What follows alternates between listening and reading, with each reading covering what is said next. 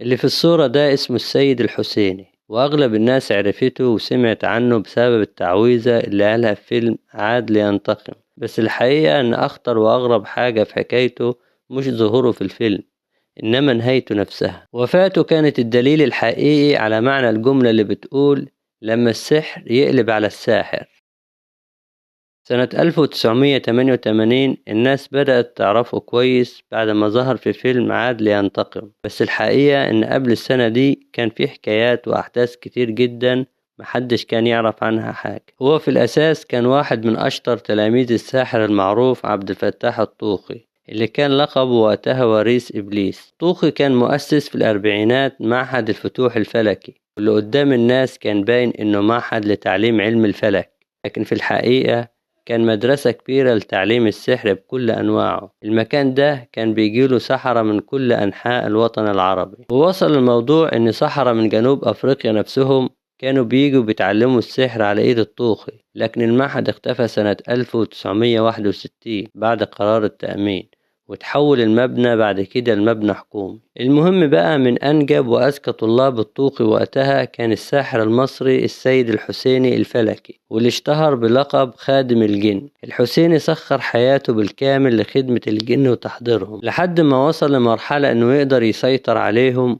ويأمرهم وينفذوا أوامره من غير نقاش. وكان دايما بيلجأ له كبار النجوم والمشاهير سواء جوه مصر أو بره، وكان بيسافر مؤتمرات عالمية بيتكلم فيها عن الروحانيات. وطبعا خلال سفره ومشاركته في المؤتمرات دي كان بيكسب زبائن جداد، أي حد بيقابله بيعمل له رقية أو يديله حجاب، غير شغله الأساسي اللي كان متخصص فيه وهو أعمال السحر الأسود. قصة الحسيني بدأت تنتشر بشكل واسع سنة 1988 لما المخرج ياسين إسماعيل ياسين قرر يستعين به في فيلم عاد لينتقم. كان في مشهد لجلسة روحانية، والمخرج حب إن المشهد يطلع واقعي مش مجرد تمثيل وخلاص، فقرر يجيب ساحر حقيقي علشان الطلاسم اللي تتقال تبقى مقنعة وبعيدة عن الأسلوب التقليدي اللي كانت السينما ماشية بيه وقتها. اتفق المخرج مع السيد الحسيني إنه يقول كلام شبه الحقيقي بس يغير شوية كلمات علشان يتفادى أي أذى أو ضرر ممكن يحصل. لكن اللي حصل إن الحسيني خدع المخرج وقال العزيمة البراهتية كاملة وبنطقها الصحيح جوه المشهد، ودي عزيمة ما يعرفهاش غير عدد قليل جدا من السحرة. والعزيمة البراهتية دي بتعتبر واحدة من أقوى طلاسم السحر الأسود، وبيقال عليها إنها قسم عظيم لا يختلف عنه ملك ولا يعصيه جن. العزيمة دي بتحتوي على 28 اسم، لغة ما يعرفهاش غير الجن، وبيستجيبوا للي قايلها في نفس اللحظة، حتى لو كانت أقوى وأكبر عشيرة من الجن بتكون مطيعة ليه فورا. بس العزيمة دي ليها شروط خطيرة جدا، لازم تتقال بلهجة ونطق وطريقة معينة، وما يعرفش أسرارها غير سحرة قليلين جدا، من ضمنهم السيد الحسيني. وبرغم ان شروط تفعيل العزيمة ما كانش متوفر وقت تصوير الفيلم،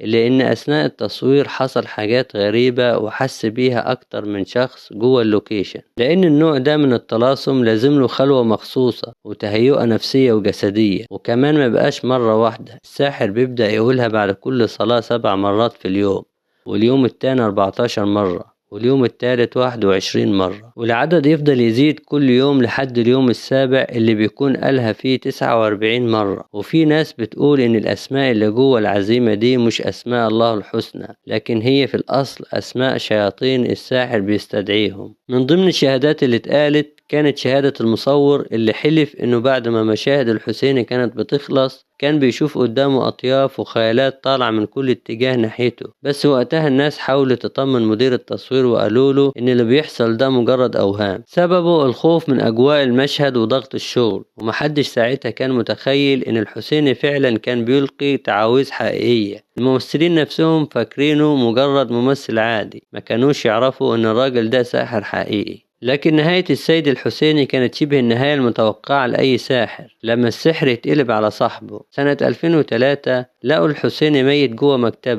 الغريب مش في موته نفسه، لكن في الشكل اللي تلاقوه عليه. الضابط اللي شافه ووصف حالته قال إن ملامحه كانت باين عليها علامات فزع ورعب شديد، عينه مفتوحة على آخرها ومبرقة، بقه مفتوح كأنه اتخض فجأة، ووشه لونه أزرق وجسمه متخشب. الحسيني طول عمره كان متعود يستحضر الجن ويشوفهم، فالسؤال هنا حير الكل، يا ترى شاف ايه المرة دي ووصله للحالة المرعبة دي؟ القصة ما خلصتش هنا، لان في البداية اتهموا قرايب زوجته رشا اللي كانت اصغر منه باكتر من 25 سنة، وقالوا انها سممته، خصوصا انهم كانوا سمعوها قبل كده بفترة بتتخانق معاه خناقات عنيفة، وكانت بتسيب البيت اكتر من مرة. لكن الطب الشرعي بعد تشريح الجثة ملقاش أي أثر لسبب، والأغرب من كده إنهم أكدوا إن مفيش سبب واضح أو مقنع للوفاة، لا سكتة قلبية ولا جلطة ولا هبوط حاد في الدورة الدموية ولا أي سبب طبيعي معروف، وبالتالي اتشالت كل التهم من على الزوجة لعدم وجود أي دليل. لكن غموض قضية السيد الحسيني ما وقفتش عند هنا.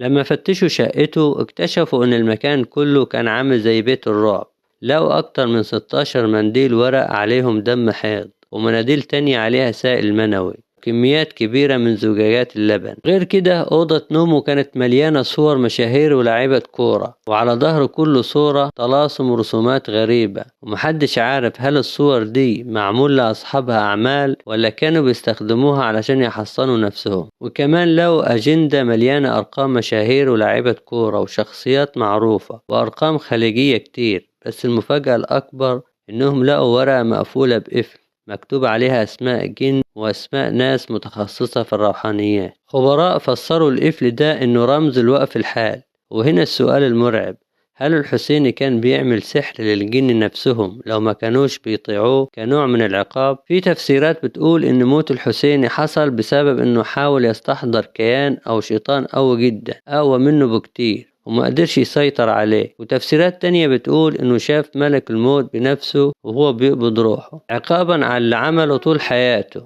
وفي الاخر هتفضل وفاة السيد الحسيني لغز لحد النهاردة، ومحدش يقدر يقول هو شاف ايه او حصل له ايه في اللحظة اللي فارق فيها الحياة.